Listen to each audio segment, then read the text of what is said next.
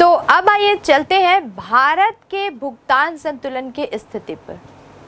भारत के भुगतान संतुलन की स्थिति को हम थोड़ा सा पहले के समय से देखें, इसका आकलन करें तो हमने यहाँ पर देखा कि स्वतंत्रता प्राप्ति के प्रारंभ से लेकर काफ़ी लंबे समय तक भारत में भुगतान संतुलन की प्रतिकूल स्थितियाँ ही बनी रहीं। बहुत सारे इसके कारण थे। हमने पिछले भी कई अध्यायों में देखा कि स्वतंत्रता प्राप्ति के बाद देश की क्या स्थिति थी, चाहे वो शिक्षा के क्षेत्र में बात करें, कृषि के क्षेत्र में बात करें या औद्योगिक क्षेत्रों में बात करें, सभी क्षेत्र में एक जर्जर स्थिति ही हमको देखने को मिली।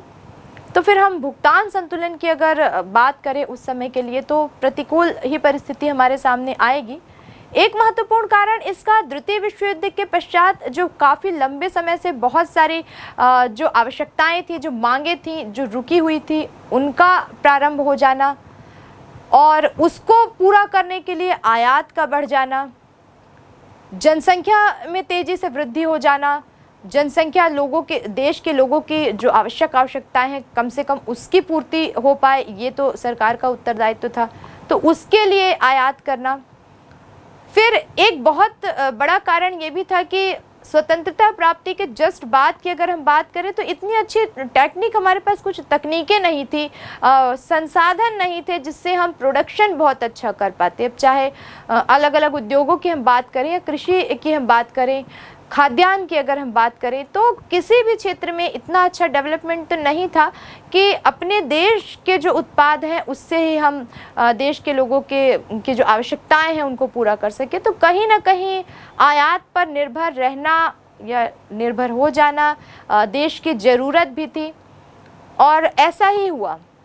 तो ये सब ऐसे कारण बने जिससे देश में जो भुगतान संतुलन की जो स्थिति थी वो प्रतिकूल बनी रही, काफ़ी लंबे समय तक प्रतिकूल रही। लेकिन आगे हम इस पर एक नज़र डालें तो 1950-51 में ये जो भुगतान संतुलन था वो अनुकूल हो गया, क्योंकि हमने पहले देखा था कि फिर देश ने काफ़ी प्रयास किया, उद्योगों को बढ़ावा दिया, उनको जो रुग्ण बीमार पड़े उद्योग थे, औद्योगिक इकाइयाँ थी, उनके विकास में कार्य किया। बहुत सारे कृषि के क्षेत्र में भी उन्नत तकनीकें अपनाई गई, तो प्रोडक्शन जो था वो भी बढ़ा। तो इन सब चीज़ों की, इन सब प्रयासों के चलते भुगतान संतुलन जो था फिर वो धीरे धीरे अनुकूल होता गया। निर्यात की जो मात्रा थी वो बढ़ने लगी और आयात जो था वो कम होने लगा। बहुत सी ऐसी वस्तुओं का जो हम लंबे समय तक जिनका आयात हम कर रहे थे उस पर हमने यहाँ पर उसको प्रोडक्शन अपने देश में करना शुरू कर दिया। तो धीरे धीरे आयात पर हमारी जो निर्भरता थी वो कम होती गई। निर्यात के लिए भी पर्याप्त मात्रा में हमारे पास उत्पादन होता गया। तो कहीं ना कहीं एक ऐसी स्थिति बनी कि लगभग अगर हम बात करें तो पहली जो पंचवर्षीय योजना थी वहाँ तक जो ये स्थिति थी भुगतान संतुलन की वो अनुकूल बनी रही। और उसके बाद अगर हम नज़र डालें तो फिर से भुगतान संतुलन की स्थिति प्रतिकूल हो गई। जनसंख्या में काफ़ी वृद्धि हो गई, लोगों का जीवन स्तर जब ऊंचा उठा तो उनकी डिमांड जो थी वो थोड़ी सी चेंज हो गई। एक्सपोर्ट जो हुआ वो कम था, आयात जो था वो काफ़ी अधिक होने लगा। बाहर के लोगों के प्रति, बाहर की वस्तुओं के प्रति लोगों की जो रुझान था, उनकी जो पसंद थी वो बदलने लगी। तो कहीं ना कहीं इसका पूरा का पूरा प्रभाव भुगतान संतुलन पर पड़ा। बाहर की वस्तुओं का प्रयोग करना, इंपोर्ट की हुई वस्तुओं का प्रयोग करना, यानी कि दूसरे शब्दों में कहा जाए तो इंपोर्टेड वस्तु का प्रयोग करना लोगों को अपनी लाइफस्टाइल में शामिल करना बहुत अच्छा लगने लगा। कहीं ना कहीं ऐसी बहुत सी कंडीशंस बनी कि फिर से प्रतिकूलता की स्थिति ने जन्म लिया। बार बार ये उतार चढ़ाव होता रहा, कई बार अनुकूलता की स्थिति भी बनी, कई बार प्रतिकूलता की भी स्थिति बनी। लेकिन अब हम देखें तो पिछले कई सालों से लंबे समय तक प्रतिकूलता की जो स्थिति है वो बनी रही। कई कारण है इसके पीछे। हमने पहले भी देखा कि बढ़ती हुई जनसंख्या एक सबसे बड़ा कारण थी, लोगों की का जो जीवन स्तर था, लोगों की जो लाइफस्टाइल है, ऐसे बहुत से कारण बने जिससे भुगतान संतुलन की जो स्थिति है वो देश में लगातार प्रतिकूल बनी रही। यहीं पर आइए हम एक नज़र डालें कि किसी भी देश में भुगतान संतुलन की मुख्य मदें जो दर्शाती हैं, या हम बात करें भारत की तो भारत में भुगतान संतुलन की जो मुख्य मदें हैं वो हमेशा संतुलित अगर बनी रहे, संतुलन अगर बना रहे तो कई वर्षों की जिस प्रकार हम तुलना कर रहे हैं तो कैसी स्थिति उनमें बनती है, इस पर हम एक नज़र डालें। अप्रैल से सितंबर 2015 आर्थिक सर्वेक्षण 2015-16 के आंकड़ों के अनुसार मदे पहला निर्यात US मिलियन डॉलर 1,35,597। सेकेंड आयात 2,07,203। तीसरा व्यापार शेष -71,606। चौथा अदृश्य मदे शुद्ध 57,231। पांचवा चालू खाता शेष -14,375। छठवा पूंजी खाता शेष 25,358। सातवां भूल चूक -409। आठवां समुचित शेष 10,574। नौवां सरकारी कोष वृद्धि या कमी -10,574। यहाँ पर हम देखते हैं कि यदि किसी भी स्थिति में सरकारी कोष को पूंजी खाते के एक भाग के रूप में नहीं दिखाया जाता तो सरकारी कोष खाते को अलग अलग प्रस्तुत किया जाता है। यहाँ हम भुगतान शेष आधिक्य के बारे में यह कह सकते हैं कि भुगतान शेष आधिक्य बराबर चालू खाता का आधिक्य प्लस पूंजी खाता का आधिक्य। ये तब माना जाएगा जब सरकारी कोष खाता पूंजी खाते का एक भाग नहीं होता। दूसरी कंडीशन में भुगतान शेष घाटा बराबर चालू खाता घाटा प्लस पूंजी खाता घाटा भी हो सकता है। भुगतान शेष सदैव संतुलित होता है जब सरकारी कोष खाता पूंजी खाते का एक भाग होता है और इस प्रकार चालू खाता शेष प्लस पूंजी खाता शेष बराबर 0 है। तो आपने देखा कि भुगतान संतुलन कई बार अनुकूल कई बार प्रतिकूल विभिन्न प्रकार की मदों को शामिल करते हुए हम उसका आकलन करते रहे। भुगतान संतुलन के बारे में हमने काफी कुछ जाना, कैसी स्थिति होती है, क्या पोजीशन होती है, क्या कंडीशन होती है। काफी हम इसका आकलन कर चुके होंगे, हम समझ चुके होंगे कि क्यों ऐसी दशाएं उत्पन्न होती है, क्यों प्रतिकूल होता है भुगतान संतुलन। तो आइए देखते हैं कि भारत में भुगतान संतुलन की प्रतिकूलता के कारण क्या रहे। तो सबसे पहले इसमें हम देखते हैं कि पेट्रोलियम पदार्थों के आयात में वृद्धि। हमने पिछले भी अध्याय में देखा था कि पेट्रोल जो है वो कितना आवश्यक है, कितना ज़रूरी है देश में, और भंडारण तो हमारे पास पर्याप्त है नहीं। हमको पेट्रोल के आयात के लिए, पेट्रोल की प्राप्ति के लिए दूसरे देशों पर निर्भर रहना पड़ता है। तो एक बहुत बड़ी अमाउंट हम पेट्रोलियम पदार्थों पर खर्च करते हैं, ये भी एक महत्वपूर्ण कारण है। दूसरा हम देखते हैं कि मशीनों के आयात में वृद्धि। अब हमको अच्छी टेक्निक चाहिए, अच्छी टेक्नोलॉजी चाहिए। क्यों? क्योंकि हमको निर्यात बढ़ाना है, भुगतान संतुलन को बराबर करना है, अच्छी वस्तुओं का प्रोडक्शन करना है, एक्सेस वस्तुओं का प्रोडक्शन करना है। कम से कम इतना प्रोडक्शन तो करना है कि हमारे देश में उपयोग होने के बाद हम उसको बाहर भी सेल कर सकें, निर्यात कर सकें, उसका एक अच्छा मूल्य हम प्राप्त कर सकें। तो ऐसे बहुत से कारण होते हैं जिसके लिए हमको बाहर की नई टेक्नोलॉजी की कुछ मशीनों को आयात करना पड़ता है। तो यहाँ पे भी हमारी जो भुगतान संतुलन है वो गड़बड़ाता है। हमको विदेशी मुद्रा का भुगतान करना पड़ता है अगर हम बाहर से मशीनों का आयात करते हैं। तो एक महत्वपूर्ण कारण है कि आशा के अनुरूप निर्यात नहीं कर पा रहे हैं हम। कहीं ना कहीं आयात तो बढ़ता जा रहा है लेकिन निर्यात नहीं कर पा रहे हैं जितना होना चाहिए। इसके भी अपने कई कारण हो सकता है। प्रोडक्शन कम है, ये भी कहा जा सकता है। बहुत उन्नत तकनीकों का हम प्रयोग नहीं कर पा रहे हैं, कुशल मानव संसाधन का हम प्रयोग नहीं कर पा रहे हैं, शायद इसके लिए उत्पादन हमारा उतना नहीं बढ़ पा रहा है जितना होना चाहिए। दूसरी एक बात कि हो सकता है अच्छी क्वालिटी, अच्छी गुणवत्ता नहीं दे पा रहे हैं जो कि बाहर के लोगों की डिमांड है।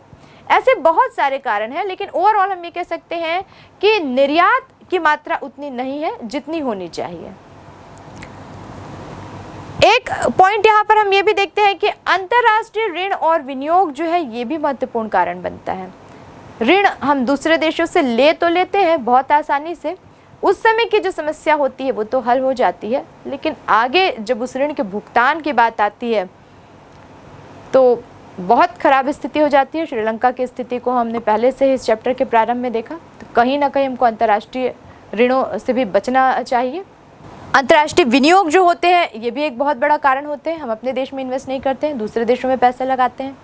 तो व्यक्तिगत रूप से हम लाभ प्राप्त भले करते हो, लेकिन देश को तो उससे कहीं ना कहीं हानि होती है। एक महत्वपूर्ण कारण है बढ़ती हुई जनसंख्या, जिसके बारे में हम पहले से भी जान चुके हैं। बढ़ती हुई जनसंख्या एक बहुत बड़े कारण के रूप में, सबसे बड़े कारण के रूप में हम कह सकते हैं, जो कि आयात का जो बढ़ता हुआ स्तर है उसको जन्म देती हुई।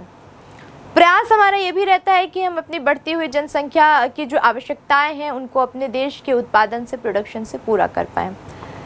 लेकिन लोगों की डिमांड जो होती है वो बदल जाती है। बहुत सारे लोग, जैसे मैंने भी बात की कि हम इम्पोर्टेड वस्तुओं का उपयोग करना चाहते हैं, बाहर की वस्तुओं को हम ज़्यादा प्राथमिकता देते हैं।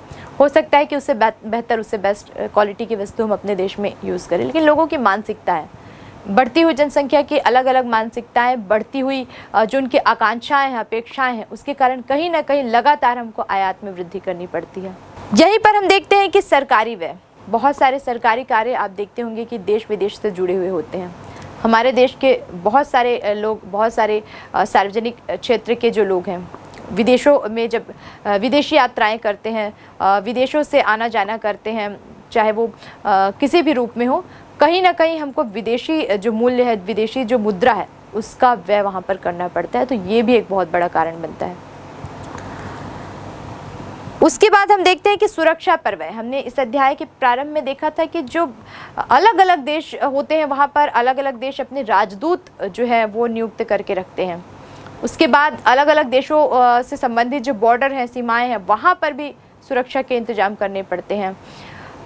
इससे अलग हट के अगर हम बात करें देश में सुरक्षा उपकरणों की, तो बहुत सारे सैन्य उपकरण हालांकि अब हम अपने देशों में भी बनाने लगे हैं, लेकिन फिर भी सुरक्षा से संबंधित उपकरणों पर अभी भी अन्य देशों पर हमारी निर्भरता बनी हुई है। तो जब हम अन्य देशों से सुरक्षा के उपकरण खरीदते हैं तो कहीं ना कहीं हमको उनके देश की मुद्रा में भुगतान तो करना ही पड़ता है। तो यहाँ पर एक तो विदेशी मुद्रा का व्यय होता है।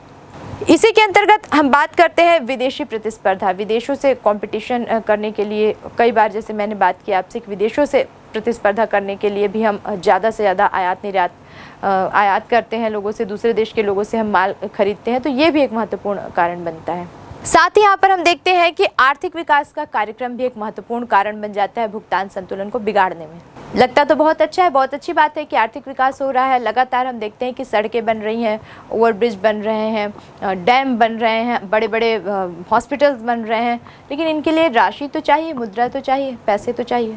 तो कहीं ना कहीं यहाँ पर बहुत बड़ी मात्रा में जो देश की जो राष्ट्रीय आय है उसका भुगतान, उसका व्यय तो हो ही रहा है, और इतना ज़्यादा व्यय हो जाता है कि कई बार फिर विदेशों से ऋण लेना पड़ता है। तो दोनों चीज़ें ज़रूरी है। एक तो देश का आर्थिक विकास भी ज़रूरी है, और अगर ज़रूरी है तो उस पर पैसे खर्च करने भी ज़रूरी है। तो ऐसे कंडीशन में विदेशों से फिर ऋण लेना कहीं ना कहीं ज़रूरत बन जाती है। तो ऐसे बहुत से कारण हैं जो भुगतान संतुलन की प्रतिकूलता को जन्म देते हैं। हालांकि ये ऐसे कारण हैं जिसको कंट्रोल करना बहुत मुश्किल सा दिखाई देता है। कहाँ पर रोके, किस चीज़ को? क्या हम अपने देश के लोगों की आवश्यकता पूरी ना करें? क्या हम आयात बंद कर दें? कैसे हम प्रोडक्शन बढ़ाएं? क्या हम अच्छी टेक्निक्स को बाहर से आयात ना करें, या फिर हम आर्थिक विकास पर लगाम लगा दें? कहीं ना कहीं कंडीशंस तो ऐसे बनती हैं जिनको कंट्रोल करना, रोकना बहुत मुश्किल हो जाता है। शायद यही कारण है कि लंबे समय से प्रतिकूलता की स्थिति बनी रही। अब फिर भी कुछ छोटे मोटे ऐसे उपाय तो हैं कि इसको, प्रतिकूलता की जो स्थिति है भुगतान संतुलन के, उसको कम से कम कंट्रोल तो किया जा सकता है। तो आइए देखते हैं कि ऐसे कौन कौन से हम कंडीशंस अप्लाई कर सकते हैं, कौन कौन सी टेक्निक हम यूज़ कर सकते हैं जिससे भुगतान संतुलन के प्रतिकूलता की स्थिति को नियंत्रण में लाया जा सके। तो सबसे पहले यहाँ पर हम देखते हैं कि एक तो हमको काम करना होता है यहाँ पे कि निर्यात को प्रोत्साहन देना है। कैसे भी करके हमको अपने देश से निर्यात को बढ़ाना है, चाहे हमको उसके लिए अधिक श्रम लगाना पड़े, अच्छे श्रम का यूज़ करना पड़े, अच्छे संसाधनों का प्रयोग करना पड़े, अच्छी टेक्निक्स का प्रयोग करना पड़े, लेकिन कैसे भी करके हमको निर्यात करना है। जब हम निर्यात करेंगे, निर्यात को बढ़ाएंगे, तभी हमको विदेशी मुद्रा की प्राप्ति होगी, जो कि भुगतान संतुलन के लिए बहुत ज़रूरी है। दूसरा, हमको आयात को कम करना है। जितना ज़्यादा हो सके हम अपने देश में जो वस्तुएं बन रही हैं उनका हम प्रयोग करें, सदुपयोग करें, कहा जाए तो वेस्ट मत करें। ऐसा कंडीशन ना लाए कि हमारे देश में उसकी कमी हो जाए और उसको हमको विदेशों से आयात करना पड़े। शायद यही कारण है कि बार बार हम एडवर्टाइजमेंट देखते हैं, बार बार सरकार भी आग्रह करती है, लोग आग्रह करते हैं कि पेट्रोल की बचत करें, पेट्रोल बचाएं। तो इस तरह की जो चीज़ें हैं जिनके लिए हमको किसी न किसी कारण से मजबूरी में विदेशों पर निर्भर रहना पड़ रहा है, कम से कम उसको हम उसका दुरुपयोग तो ना करें, उसका सदुपयोग करें ताकि आयात को कम किया जा सके। एक बात यहाँ पर ये आती है कि आयात को केवल कम ही नहीं करना है, हमको आयात का कुछ प्रतिस्थापन भी ढूंढना है। बहुत सारी चीज़ें ऐसी होती हैं जिनको हम निरर्थक ही विदेशों से आयात करते रहते हैं। कपड़े हमारे देश में भी बहुत अच्छी क्वालिटी के बनते हैं। इवन हमारे यहाँ के जो कॉटन के कपड़े होते हैं वो विदेशों में हम निर्यात करते हैं, हमारे देश में उनके इतने डिमांड नहीं है। तो क्यों हमारी मानसिकता ऐसी कि हम ब्रांडेड कपड़े ही हमको पहनने हैं, इम्पोर्टेड कपड़े ही हमको यूज़ करने हैं। इलेक्ट्रॉनिक आइटम, इनका प्रयोग, इनका जो निर्माण है वो भी हमारे देश में पर्याप्त मात्रा में होता है, अच्छी क्वालिटी की वस्तुओं का होता है, निर्माण होता है। फिर भी कहीं ना कहीं हमारी मानसिकता बनी हुई है, हमको इम्पोर्टेड वस्तुएं चाहिए, विदेशों से मंगाई गई वस्तुएं चाहिए। बहुत सारी ऐसी चीज़ें हैं जिनको हम प्रतिस्थापन जिनका कर सकते हैं। बहुत सारे में से फूड भी उपयोग में लाते हैं, यूज़ करते हैं, जो विदेशों से आयात किए गए होते हैं।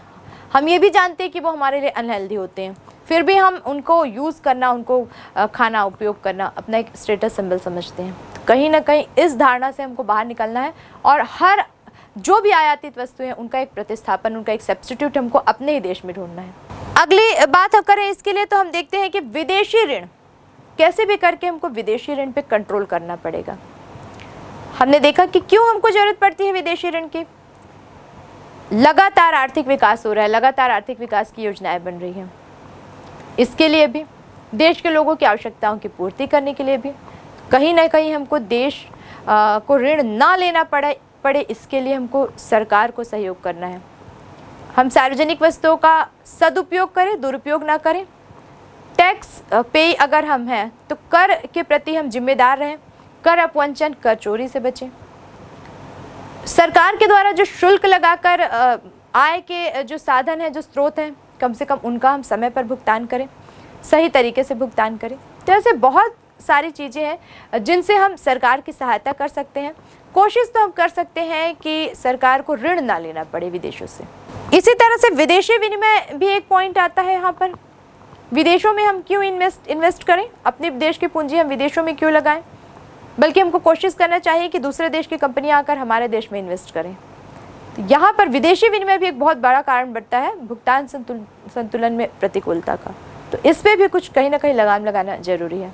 उत्पादन में वृद्धि का, हमको उत्पादन में वृद्धि का प्रयास करना है, क्योंकि हमने बात क्या कही कि निर्यात बढ़ाना है हमको। निर्यात कब बढ़ेगा, जब हमारे उत्पादन में वृद्धि होगी। हालांकि उसका दूसरा पहलू एक ये भी है कि हमको क्वालिटी भी सुधारनी है, गुणवत्ता भी हमको लाना है, तभी बाहर के लोग हमारी देश की जो चीज़ें हैं उनको पसंद करेंगे। लेकिन कई बार बहुत अच्छी क्वालिटी की चीज़ें जो होती हैं उनका प्रोडक्शन इतना नहीं हो पाता है कि हम उसको अपने देश में यूज़ करके फिर बाहर भी भेज सकें। तो यहाँ हमको निर्यात में अगर प्रोत्साहन लाना है तो हमको उत्पादन में वृद्धि करनी पड़ेगी। अच्छी टेक्निक, अच्छी मशीनों का प्रयोग करके हम उत्पादन में वृद्धि भी कर सकते हैं, ये भी एक प्रयास किया जा सकता है। एक महत्वपूर्ण बात ये कि विदेशी निवेशों को प्रोत्साहन देना है। बाहर की जो एजेंसियां हैं, बाहर की जो कंपनियां हैं, यानी दूसरे देशों की जो कंपनियां हैं, उनको मौका देना चाहिए, उनको बुलाना चाहिए हमारे देश में आकर वो इन्वेस्ट करें। लोगों को यहाँ पे रोजगार भी मिलेगा, विदेशी मुद्रा का एक साधन भी हमारे लिए बन पाएगा। विदेशी पर्यटकों को प्रोत्साहन देना चाहिए। आप देखते होंगे कि प्रत्येक राज्य की जो सरकारें हैं वो अपने स्टेट के लिए जो उनके देखने लायक जो चीज़ें हैं, पर्यटन की जो चीज़ें हैं, टूरिज्म वाली जो चीज़ें, उनको वो एडवर्टाइज़ करते हैं, लगातार एडवर्टाइजमेंट करते हैं कि आप हमारे राज्य में आइए, हमारे राज्य में देखिए कि क्या क्या देखने की चीज़ है। तो वो ऐसे क्यों करते हैं? क्योंकि वो अपने राज्य की आय बढ़ाना चाहते हैं। उनके राज्य में अगर लोग आएंगे, पर्यटक आएंगे, तो उनके राज्य की आय बढ़ेगी। तो अगर हम बात करें ओवरऑल पूरे देश की, इंडिया की, तो हमको ये प्रयास करना चाहिए कि बाहर के जो लोग हैं, विदेशी जो पर्यटक हैं, वो कैसे आकर्षित हों, उनको हम कैसे ज़्यादा से ज़्यादा बुला सकें। क्योंकि विदेशी पर्यटक जब हमारे देश में आते हैं तो उससे हमको विदेशी मुद्रा की प्राप्ति होती है। तो कहीं ना कहीं हम व्यक्तिगत रूप से भी एक अपना फ़र्ज अदा कर सकते हैं कि बाहर के जो पर्यटक हैं वो अगर हमारे देश में आते हैं तो हम उनसे एक अच्छा व्यवहार रखें, एक अच्छी छवि उनके मन में हम रखें, ताकि ये जो एक आय का स्रोत है, हमको पर्यटन, विदेशी पर्यटन से जो आय होती है वो हमको लगातार प्राप्त होती रहे। यहीं पर एक महत्वपूर्ण कार्य हम ये कर सकते हैं कि गुणवत्ता में हमको सुधार लाना है। क्योंकि दो चीज़ें हैं, हालांकि हमने बहुत बिंदुओं पर बात की, लेकिन दो चीज़ें हैं, एक्सपोर्ट और इम्पोर्ट। कहीं ना कहीं कुल मिलाकर भुगतान संतुलन के यही कारण है, यही भुगतान संतुलन को बिगाड़ते हैं और यही भुगतान संतुलन को बनाते हैं। तो मुख्य रूप से अगर निर्यात में हमको सुधार लाना है, निर्यात में हमको वृद्धि करना है, तो हमको अपने यहाँ की जो वस्तुएं हैं उनकी गुणवत्ता में सुधार लानी चाहिए। साथ ही साथ कीमत स्तर में भी सुधार लाना पड़ेगा। बहुत अत्यधिक मूल्य की वस्तुएं, बहुत अत्यधिक लाभ प्राप्त करने के लिए बिना वजह वस्तुओं का मूल्य बहुत ज़्यादा बढ़ा के हम कहीं ना कहीं निर्यात को रोक देते हैं। तो यहाँ पर हमको वस्तु के कीमत स्तर को भी ऐसे कंट्रोल करके रखना है कि निर्यात की जो स्थिति है वो बेहतर बनी रहे। तो यहाँ तो हमने बात की भुगतान संतुलन के प्रतिकूलता के कारण की। भारत के परिप्रेक्ष्य में हम बात कर रहे हैं कि भारत में किस तरह की कंडीशन है, भारत में कैसे भुगतान संतुलन की क्या स्थिति है, क्यों प्रतिकूल है, क्या उसके कारण है। अब आइए हम देखते हैं कि भुगतान संतुलन का महत्व क्या है। तो भुगतान संतुलन के महत्व की अगर हम बात करें तो सबसे पहले तो ये अंतर्राष्ट्रीय आर्थिक स्थिति का सूचक है, यानी विभिन्न देशों से ये देश भारत की जो आर्थिक स्थिति है उसको कनेक्ट करता है। हम ये पता लगा लेते हैं कि भारत की जो मुद्रा है, भारत की जो करेंसी है, उसका विदेशों की करेंसी से, अलग अलग देश की करेंसी से अनुपात क्या है, कम है, ज़्यादा है, अनुकूल है, प्रतिकूल है, इसका हम आसानी से पता लगा लेते हैं। दूसरा एक ये इससे समझ में आ जाता है कि विदेशी व्यापार जो हो रहा है उसकी क्या प्रवृत्ति है, आयात निर्यात व्यापार जिसे हम कहते हैं, आयात निर्यात की क्या स्थिति है, आयात कम है या ज़्यादा है, निर्यात कम है या ज़्यादा है, या दोनों एक दूसरे की तुलना में कितने कम है कितने अधिक है, इसके बारे में हमने पहले भी काफ़ी अच्छे से जाना है। तीसरी एक महत्वपूर्ण बात, इसका एक महत्व ये भी है कि विदेशी ऋणों के भुगतान की स्थिति पता चल जाती है। दोनों चीज़ें पता चल जाती है, विदेशी ऋण कितना है, क्योंकि हमने देखा कि विदेशी ऋण जो है वो भुगतान संतुलन की मदों में हम पूंजी खाते के अंतर्गत शामिल करते हैं। तो जब हम उसका अवलोकन करते हैं तो हमको बहुत आसानी से विदेशी ऋण जो है उसकी क्या स्थिति है, कितना ब्याज है, कितना हमने ब्याज पटाया, किस किस देश से हमने ऋण लिया, सारी चीज़ें हमको बहुत आसानी से पता चल सकती हैं। ठीक इसी तरह मुद्रा अवमूल्यन के प्रभाव का भी ज्ञान हो जाता है। मुद्रा की वैल्यू कितनी घटी, अलग अलग देशों की तुलना में हमारे देश का जो रुपया है उसकी क्या स्थिति है, ये भी हम बहुत आसानी से ज्ञात कर सकते हैं। पिछले अध्याय में मुद्रास्फीति के अंतर्गत हमने इसके बारे में काफ़ी विस्तार से जाना था कि क्या है मुद्रास्फीति, मुद्रा का जो मूल्य है वो अन्य देशों की तुलना में हम कैसे कैलकुलेट करते हैं, कैसे समझ सकते हैं। यहाँ पर राष्ट्रीय आय पर इसका क्या प्रभाव पड़ता है, इसका भी हम बहुत अच्छे से आकलन कर लेते हैं। जब हम भुगतान संतुलन की बात करते हैं तो हम देखते हैं कि ये जो भुगतान संतुलन है ये प्रतिकूल है कि अनुकूल है। प्रतिकूल है तो जाहिर सी बात है कि राष्ट्रीय आय पर भी उसका प्रतिकूल प्रभाव पड़ेगा, और अनुकूल है तो जाहिर सी बात है कि राष्ट्रीय आय पर भी अनुकूल प्रभाव पड़ेगा। तो क्या प्रभाव है राष्ट्रीय आय पर भुगतान संतुलन का, ये हम बहुत आसानी से ज्ञात कर लेते हैं। साथ ही यहाँ पर हम देखते हैं कि विभिन्न मुद्राओं में देश के भुगतान संतुलन की स्थिति का हमको पता लगता है, किस किस देश की कितनी करेंसी हमारे पास है और हमको किस किस देश में कितनी कितनी करेंसी का भुगतान करना है। हम अलग अलग देशों की अलग अलग करेंसियाँ होती हैं, तो किस किस देश की कितनी करेंसी है, कितना उनकी देयता या देनदारी बची हुई है, कितना उनको भुगतान करना है भविष्य में, ये भी बहुत आसानी से हम पता लगा लेते हैं। साथ ही किसका महत्व इसलिए भी है कि समृद्धता या असमृद्धता का प्रतीक है किसी भी देश का भुगतान संतुलन।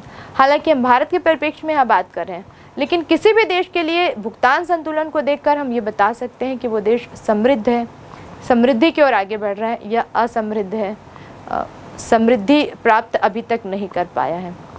जब हम देखते हैं कि भुगतान संतुलन की जो स्थिति है वो अनुकूल है, आय ज़्यादा है, व्यय कम है, लंबे समय से अनुकूलता की स्थिति बनी हुई है, उसने अपनी इस स्थिति को बहुत अच्छे से रोक के रखा हुआ है, अनुकूल स्थिति को बनाया हुआ है, यानी कि समृद्ध है वो देश।